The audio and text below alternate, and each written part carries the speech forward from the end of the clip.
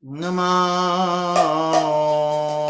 Vishnupadaya Krishna Prasthaya Bhutale Srimate Bhakti Vedanta Swami Iti Namine Namaste Saraswati Deve Gauravani Pracharine Nirvishesha Shunyavadi Paschachideshatarine Namaste Saraswati Deve Gauravani Pracharine Nirvishesha Shunyavadi Paschachideshatarine Shri Krishna Chaitanya Prabhu Nityananda Shri Advaita Gadadhar Shri Vasari Gaur Bhaktavrinda Shri Krishna Chaitanya Prabhu Nityananda Shri Advaita Gadadhar Shri Vasari Gaura Bhaktavrinda Shri Krishna Chaitanya Chaitanya Prabhu Nityananda Nityananda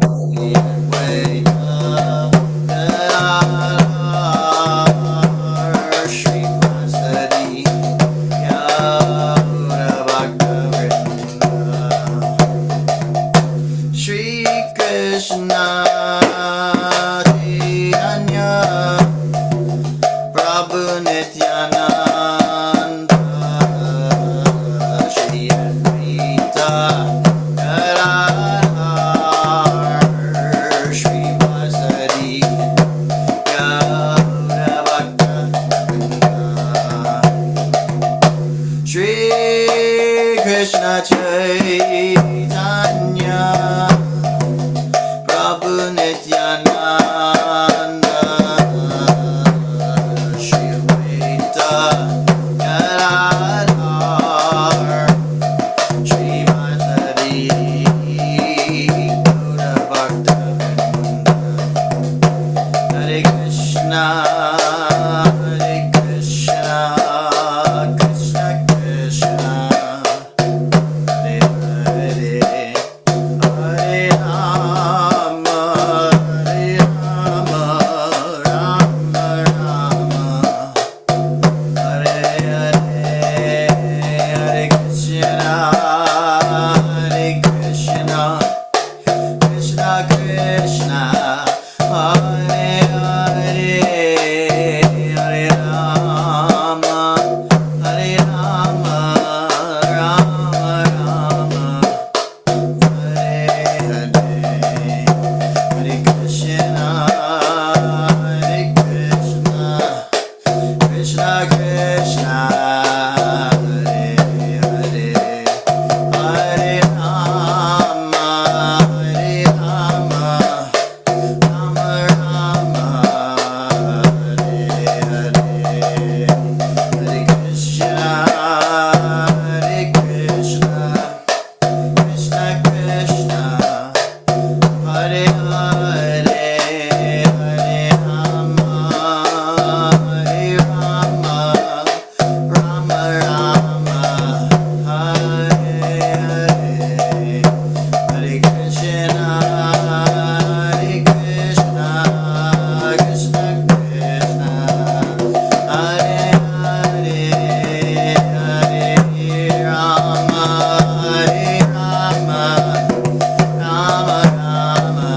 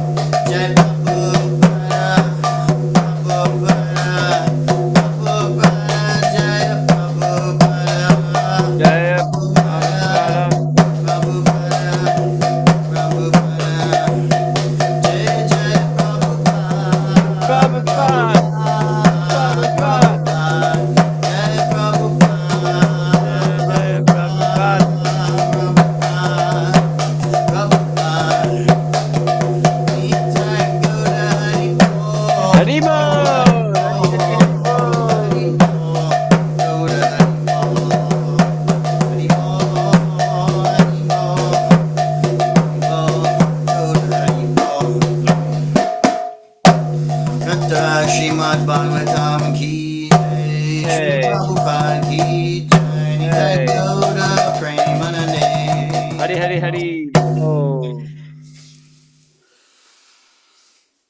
go Ranga. Hare Krishna, everyone. Welcome. We have Bhakta Adam. We have Bhakta Cassidy. We have Adishvari Radha. And we have Nakunja Nagari. Hare Krishna. Wow. Welcome to all of you. Steadfast Atmaramas, stalwart hearers of the day.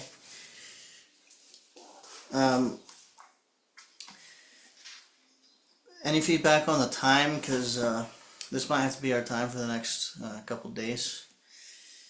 Maybe can be adjusted slightly, but it might have to be this time. Just so everyone's aware. I'm open That's to. fine for me. Okay. Yeah, I'm open to maybe slight adjustments, but just see what you guys think. If there's any way of accommodating more time, in the way that I have to sleep at 8, but that's up to you. If it's possible, I don't know if it is. I'll keep it in mind. I'll see if I can do a little earlier, but I can't promise. Okay. Okay. Thank you. Yeah. Well, today we're continuing on Canto 1, Chapter 12, Text 4, 112.4. So, if you can, I'm going to do the invocation here, so we'll dive in. Om Namo Bhagavate Vasudevaya. Vasudevaya. Om Namo Bhagavate Vasudevaya.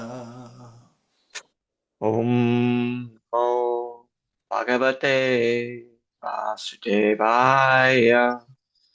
Om Namo Bhagavate Vasudevaya.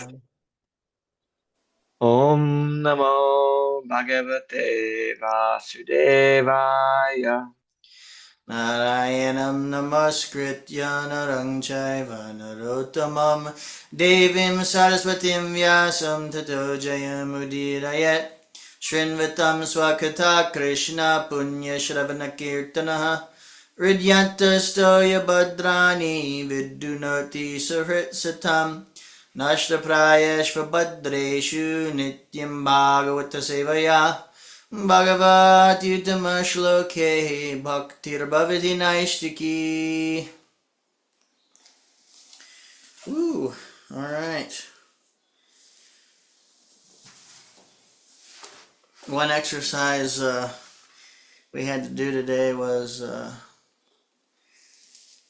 they gave us instructions how to give a talk, basically public speaking, and they gave like a template of what it should have. Like this should have a greeting. It should have 3 main points, and it was like public speaking.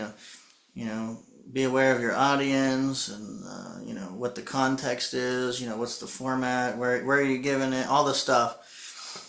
So we had all these principles of leadership and management, and we were assigned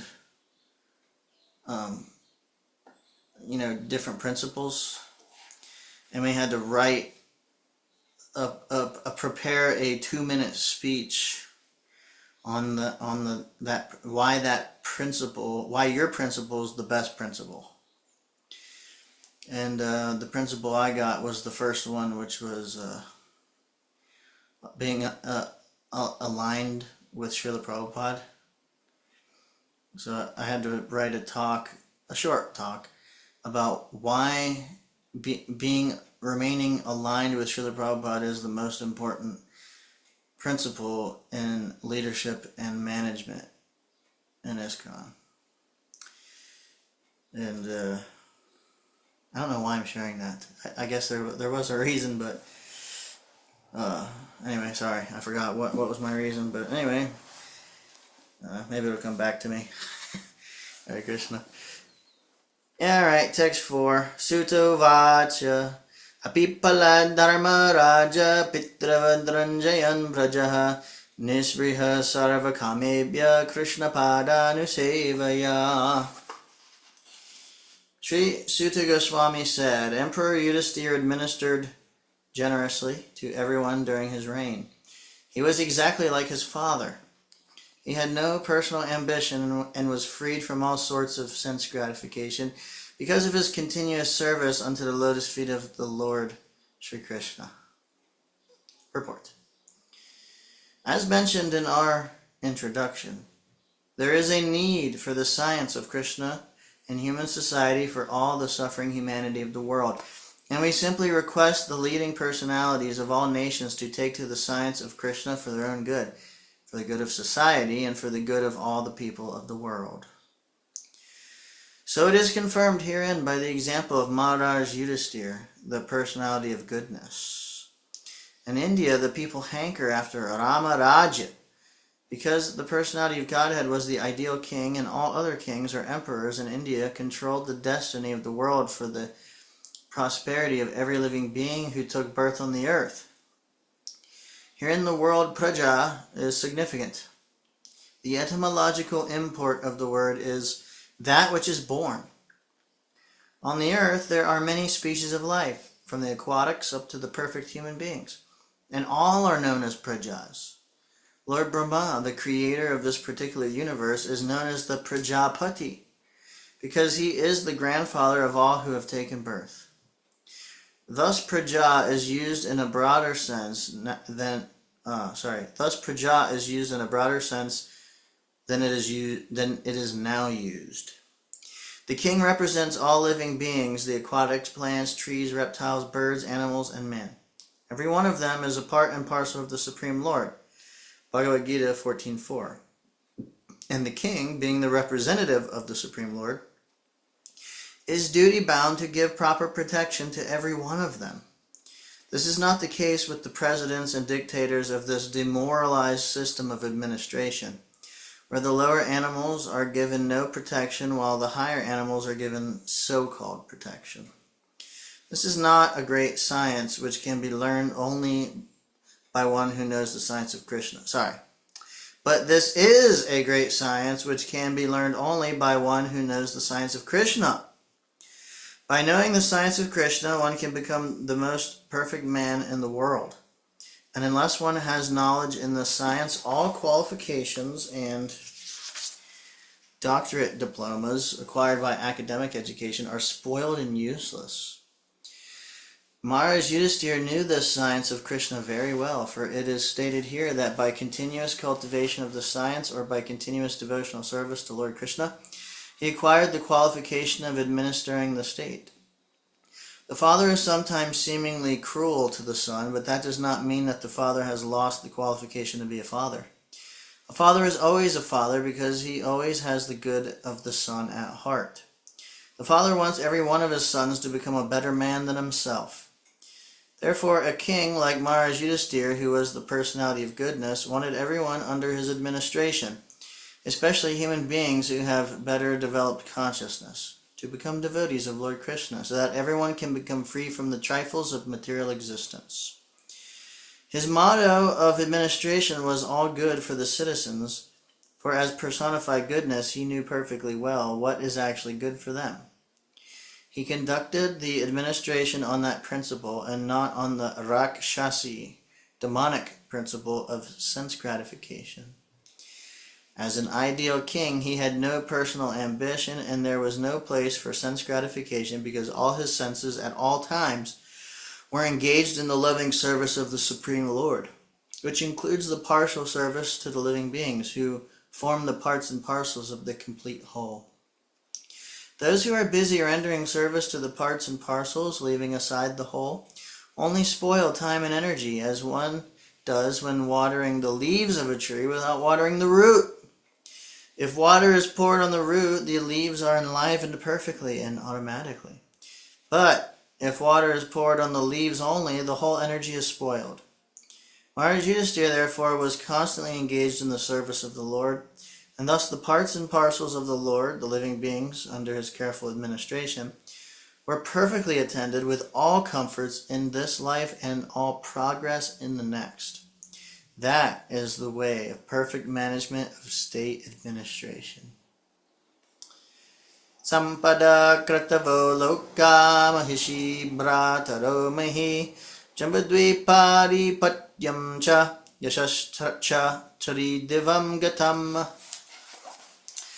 News even reached the celestial planets about Maharaj Yudhishthira's worldly possessions, the sacrifices by which he would attain a better destination, his queen, his stalwart brothers, his extensive land, his sovereignty over the planet Earth, and his fame, and so on. Purport.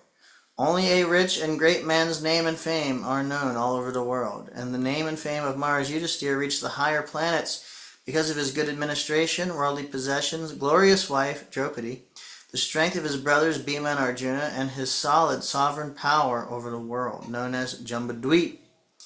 Here the word loka is significant. There are different lokas, or higher planets, scattered all over the sky, both material and spiritual. A person can reach them by dint of his work in the present life, as stated in Bhagavad Gita 9.25. No forceful entrance is allowed there. The tiny material scientists and engineers who have discovered vehicles to travel over a few thousand miles in outer space will not be allowed entrance. That is not the way to reach the better planets.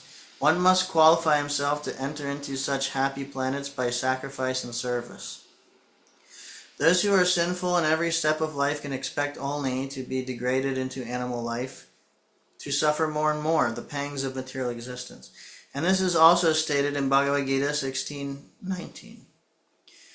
Maharaj Yudhishthira's good sacrifices and qualifications were so lofty and virtuous that even the residents of the higher celestial planets were already prepared to receive him as one of them.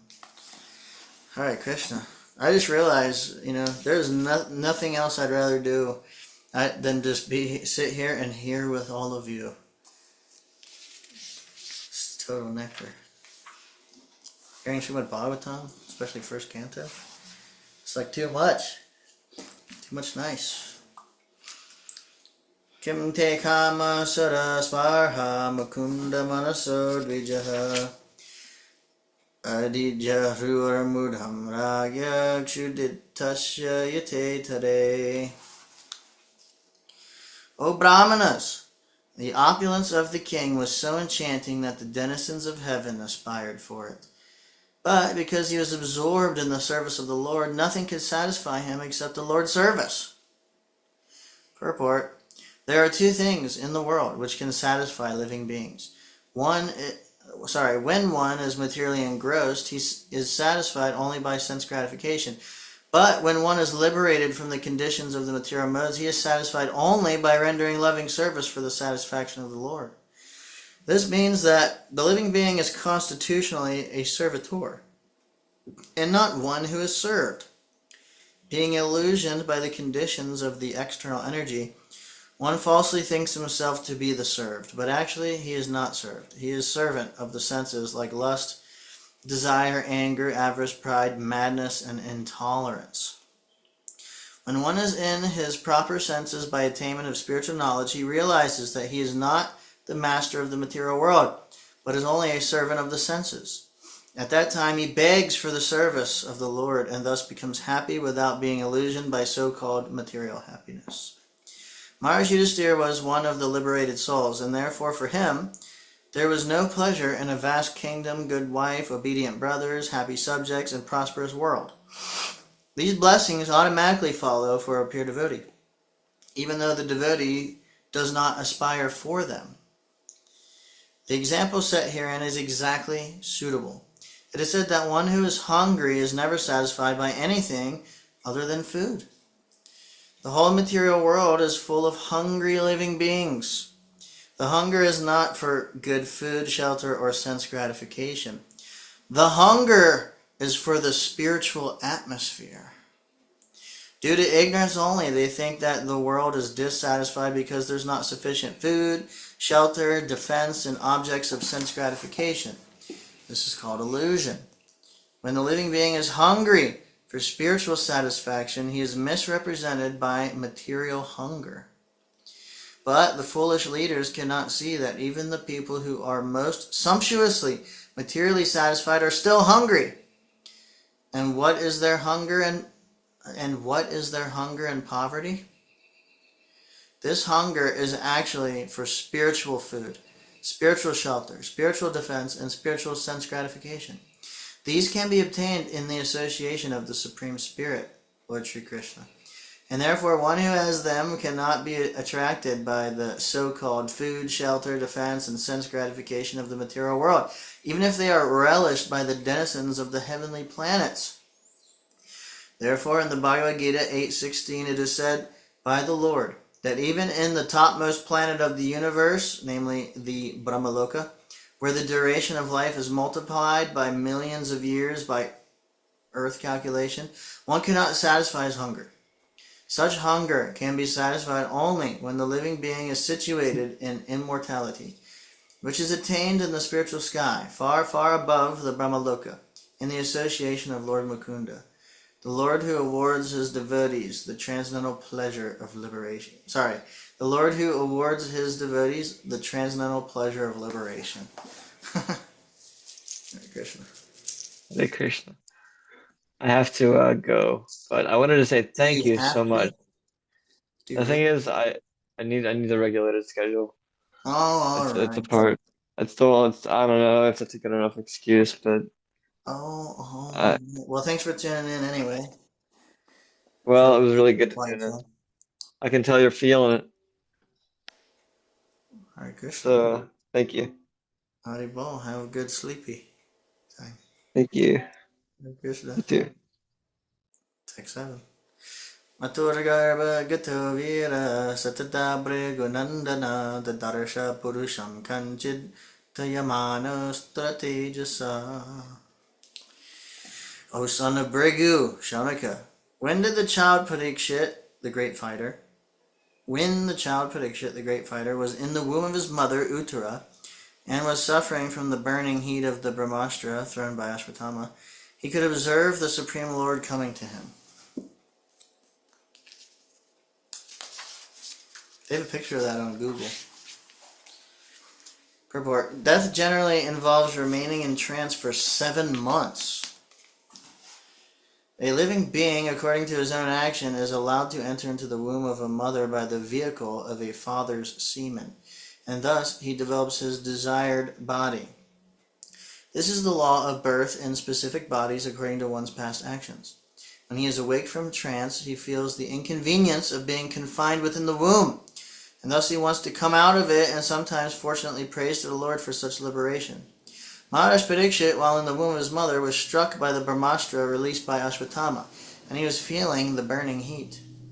But because he was a devotee of the Lord at once appeared himself within the womb by his all-powerful energy, and the child could see that someone else had come to save him. Even in that helpless condition, the child Parikshit endured the unbearable temperature due to his being a great fighter by nature. And for this reason, the word vira has been used. Angushta matra mamalam sparat purata maulanam apivya darshanam shyamam dadidasasam achutam. He, the Lord, was only thumb high, but he was all transcendental. He had a very beautiful, blackish, infallible body, and he wore a dress of lightning yellow and a helmet of blazing gold. Thus he was seen by the child. Srimad Dirgachatur Bahum Taptakanchana Kundalam Kshatrajaksham Gadapanim Mana Sarvatodisham Paribrahmantamulakpam Brahmayantam Gadamuhu. Hare Krishna. Haribo? I just thought that was a cool new descriptive term for the Lord. He said it was thumb. He was thumb high. I haven't really heard that before. Yeah. I guess that means he is about the size of a thumb. Yeah. It's a very unique form of the Lord. Yeah, yep. appearing in the womb of Uttara to save Maharaj Parikshit. Jai. It says like the Paramatma is like 8 inches, like from like thumb to little finger in your chest, actually. Yep. It's pretty big. Yeah. Translation. The Lord was enriched with 4 hands, earrings of molten gold, and eyes blood red with fury. As he loitered about, his club constantly encircled him like a shooting star. Purport. It is said in the Brahma Samhita, chapter 5, that the Supreme Lord Govinda, by his one plenary portion, enters into the halo of the universe and distributes himself as Paramatma, or the Supersoul, not only within the heart of every living being, but also within every atom of the material elements. Thus the Lord is all-pervading by his inconceivable potency, and thus he entered the womb of Uttara to save his beloved devotee Maharaj Parikshit. In the Bhagavad Gita 9:31, the Lord assured everyone that his devotees are never to be vanquished. No one can kill a devotee of the Lord because he is protected by the Lord, and no one can save a person whom the Lord desires to kill. The Lord is all-powerful, and therefore he can both save and kill as he likes.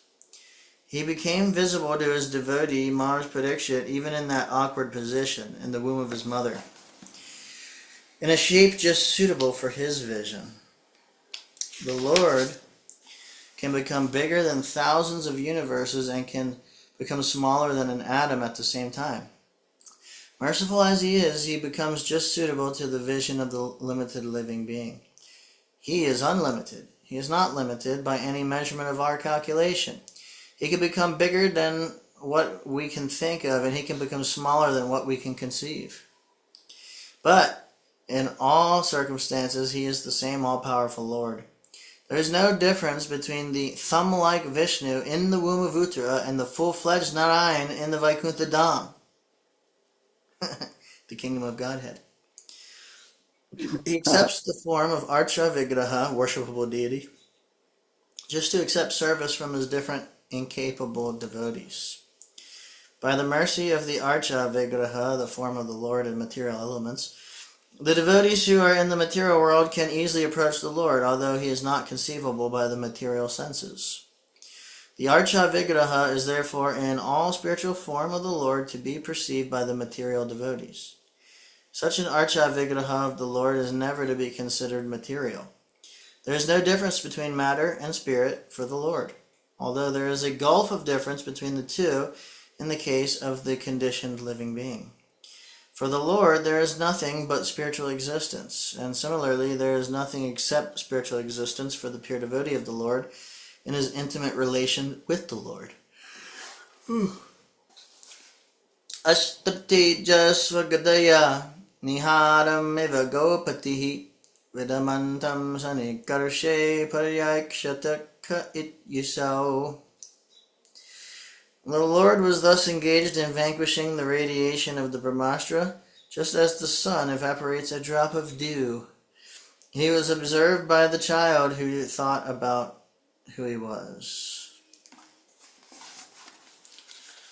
Vidhuyata rameyatma bhagavan dharma gabvibu mishito dashama shasya tatraivan taradadhe hari. While thus being observed by the child, the Supreme Lord, Personality of Godhead, Super Soul of everyone, and the Protector of the righteous, who stretches in all directions and who is unlimited by time and space, disappeared at once. Purport. Child Parikshit was not observing a living being who is limited by time and space. There is a gulf of difference between the Lord and the individual living being. The Lord is mentioned herein as the supreme living being, unlimited by time and space. Every living being is limited by time and space. Even though a living being is qualitatively one with the Lord, quantitatively there is a great difference between the Supreme Soul and the common individual soul. In the Bhagavad Gita, both the living beings and the Supreme Being are said to be all-pervading, yena sarvam idam tatam. Yet there is a difference between these two kinds of all-pervasiveness. A common living being or soul can be all-pervading within his own limited body, but the supreme living being is all-pervading in all space and all time. A common living being cannot extend its influence over another common living being by its all-pervasiveness. But the supreme supersoul, the personality of Godhead, is unlimitedly able to exert his influence over all places and all times and over all living beings. And because he is all-pervasive, unlimited by time and space, he can appear even within the womb of the mother of child Parikshit. He is mentioned herein as the protector of the righteous. Anyone who is a surrendered soul unto the Supreme is righteous, and he is specifically protected by the Lord in all circumstances. The Lord is the indirect protector of the unrighteous also, for he rectifies their sins through his external potency. The Lord is mentioned herein as one who is dressed in the 10 directions. This means dressed with garments on 10 sides, up and down. He is present everywhere and can appear and disappear at his will from everywhere and anywhere. His disappearance from the sight of the child Parikshit does not mean that he appeared on the spot from any other place. He was present there, and even after his disappearance he was there, although invisible to the eyes of the child. This material covering of the effulgent firmament is also something like a womb of the Mother Nature. And we are all put into the womb by the Lord, the Father of all living beings. He is present everywhere, even in this material womb of Mother Durga, and those who are deserving can see the Lord. Any points so far at this junction? Questions, comments? Just drinking it in.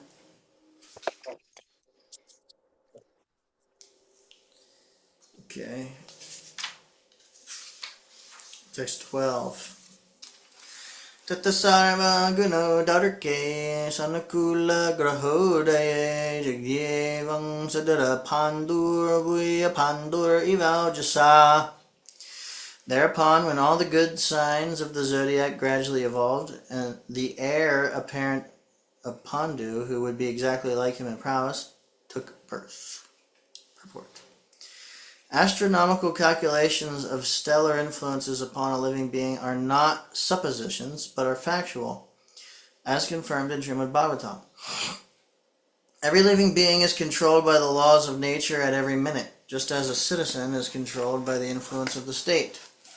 The state laws are grossly observed, but the laws of material nature, being subtle to our gross understanding, cannot be experienced grossly. As stated in the Bhagavad Gita 3.9, every action of life produces another reaction, which is binding upon us, and only those who are acting on behalf of Yagya, Vishnu, are not bound by reactions. Our actions are judged by the higher authorities, the agents of the Lord, and thus we are awarded bodies according to our activities. The law of nature is so subtle that every part of our body is influenced by the respective stars, and a living being obtains his working body to fulfill his terms of imprisonment by the manipulation of such astronomical influence.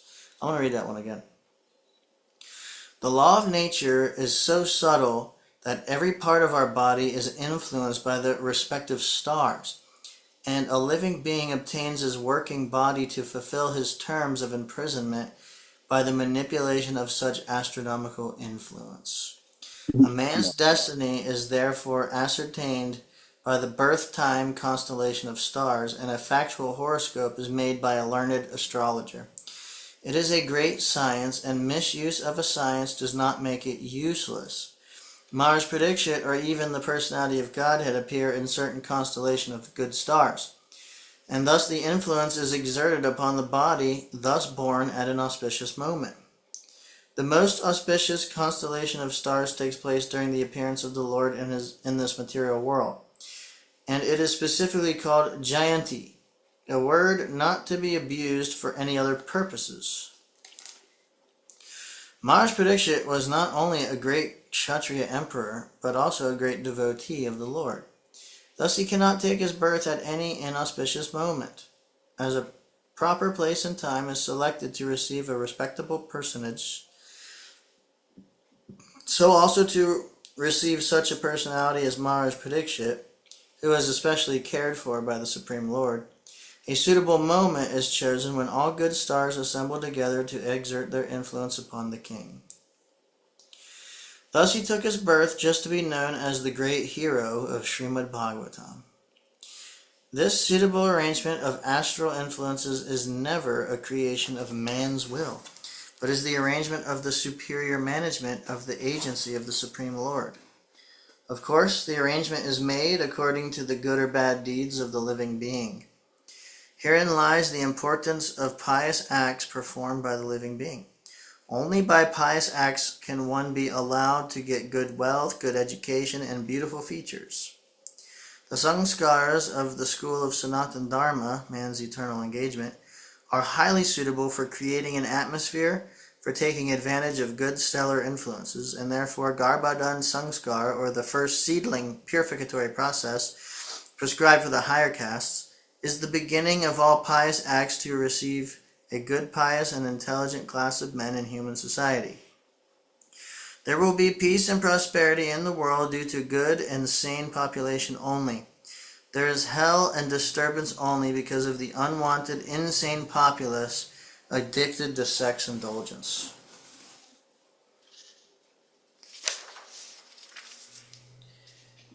Let me check the time. Oh, okay. Text 13.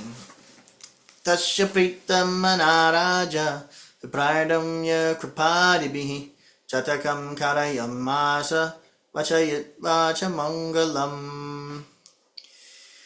King Yudhisthira, who was very satisfied with the birth of Maharaj Parikshit, had the purificatory process of birth performed. Learned brahmanas, headed by Dhaumya and Kripa, recited auspicious hymns. Purport. There is a need for a good and intelligent class of brahmanas who are expert in performing the purificatory processes prescribed in the system of Varnashram Dharma. Unless such purificatory processes are performed, there is no possibility of good population, and in the age of Kali, the population all over the world is of Shudra quality or lower for want of this purificatory process. It is not possible, however, to revive the Vedic process of purification in this age for want of proper facilities and good brahmanas. But there is the Pancharatrika system also recommended for this age. The Pancharatrika system acts on the Shudra class of men, supposedly the population of the Kali Yuga, and it is the prescribed purificatory process suitable to the age and time. Such a purificatory process is allowed only for spiritual upliftment and not for any other purpose. Spiritual upliftment is never conditioned by higher or lower parentage. After the Garbhadan purificatory process, there are certain other sanskaras like Simantanayana, Saddha Bhakshanam, and so on. During the period of pregnancy and when the child is born, the first purificatory process is Jata Karma. This was performed duly by Maharaj Yudhisthira with the help of good and learned brahmanas like Dhaumya, the royal priest, and Kripacharya, who was not only a priest but also a great general. Both these learned and perfect priests, assisted by other good brahmanas, were employed by Maharaj Yudhisthira to perform the ceremony. Therefore, all the sanskars, purificatory processes, are not mere formalities or social functions only, but they are all for practical purposes and can be successfully performed by expert brahmanas like Dhaumya and Kripa. Such brahmanas are not only rare but also not available in this age, and therefore for the purpose of spiritual upliftment in this fallen age, the Goswamis prefer the purificatory processes under Pancharatrika formulas to the Vedic rites. Kripacharya is the son of the great Rishi Sardbhan, and was born in the family of Gautama. The birth is said to be accidental. By chance, the great Rishi Sardbhan met Janapadi, a famous society girl of heaven, and the Rishi Sardbhan discharged semen in two parts. By one part, immediately a male child, and by the other part, a female child, were born as twins. The male child was later on known as Kripa, and the female child was known as Kripi. Mara Shantanu, while engaged in chase in the jungle, picked up the children and brought them up to the Brahminical status by the proper purificatory process. Kripacharya later became a great general like Dronacharya, and his sister was married to Dronacharya. Kripacharya later on took part in the battle of Kurukshetra and joined the party of Duryodhana. Kripacharya helped kill Abhimanyu, the father of Maharaj Parikshit, but he was still held in esteem by the family of the Pandavas due to his being as great a Brahmana as Dronacharya. When the Pandavas were sent to the forest after being defeated in the gambling game with Duryodhana, Dhritarashtra entrusted the Pandavas to Kripacharya for guidance. After the end of the battle, Kripacharya again became a member of the royal assembly, and he was called during the birth of Maharaj Parikshit for a recitation of auspicious Vedic hymns to make the ceremony successful. Maharaj Yudhisthira, while quitting the palace for his great departure, to the Himalayas, entrusted Kripacharya with Maharaj Parikshit as his disciple, and he left home satisfied because of Kripacharya's taking charge of Maharaj Parikshit. The great administrators, kings, and emperors were always under the guidance of learned brahmanas like Kripacharya, and thus were able to act properly in the discharge of political responsibilities. Wow, that's really interesting. If only we had that today. The great administrators, kings, and emperors were always under the guidance of learned brahmanas. That'd be really something. Yeah, one can Now they're only just imagine. yeah, now they're just under the guidance of their own senses. You know, we have like some experience of like a sanctified atmosphere in the temple or with advanced devotees chanting the holy name. You know, sometimes we go to advanced householders' homes where, you know, they have like temple and their home has so much, it's just a sanctified atmosphere. It's a temple, you know. So I'd like to think like, you know, we catch a glimpse of like what a sanctified transcendental atmosphere is, but imagine, uh, you know, that's the atmosphere created by your government and by the king, and you know, it's anyway. It's just kind of a meditation or something that I had is, you know, imagine the atmosphere created by King Mars Yudhisthira, you know. Yeah. Right. It's like a far-reaching transcendental atmosphere. Yeah, you know. Sorry, you know, but like the consciousness of whoever's at the top pervades the entire thing, you know. So I can only imagine. Right. It'd Right, be everywhere. It'd be completely everywhere. Everyone would be following the leader at that point. right. And even all the prajas, even the raccoons and the different forest creatures are being protected, and it's wonderful. Yeah. Any other points from anybody want to share? I'm getting a little delirious from being tired. Uh, yeah, you've done a lot today. I'm gonna be honest. There's almost an entire purport. I was hearing it, but after, you know, like I have no idea how I was reading it. Like I wasn't like I like don't even remember looking at the book or anything.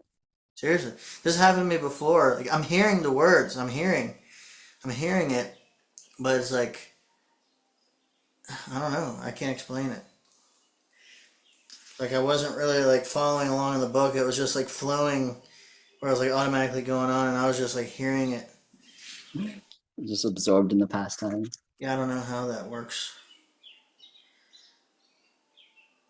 Hare Krishna. Yeah, there ain't nothing wrong with that. It's Krishna. Yeah. Yeah. Actually, yesterday we were talking about miraculous effects of hearing, and that's one of them. You know, just like we can, you know, like in the Vedic conception, we see with our ears. And, you know, not that I'm not talking about myself here, but we can understand by hearing about advanced devotees that they lose all external consciousness of the material world and everything. Like they're completely somewhere else.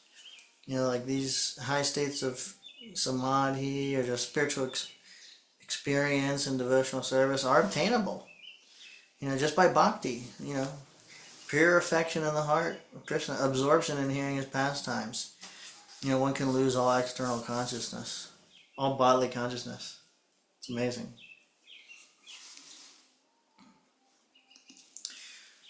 Something here. Jai. Heart bowl. Well, I think I might end the reading portion there. Final comments are welcomed. Realizations. Krishna's magic in your personal lives working, if you want to share. If not, I do need to conclude the evening, and we got a long day tomorrow. Back for morning program and more course stuff. So, if there is nothing, then I'll stop here. All glories to Srila Prabhupada ki jai. Vancha kalpa tarubhyascha kripa sindhubhyaiva cha patitanam pavanebhyo vaishnavebhyo namo namaha. Anantakoti Vaishnavrinda ki jai. Thank you so much for tuning in, everyone. Yes. Thank you. Thank you. Hare Krishna. Hope you have a very beautiful, productive, Krishna conscious day tomorrow, Prabhu. Thank you. You too. Thanks. Hare Bol. Hare Krishna. Jai Ho.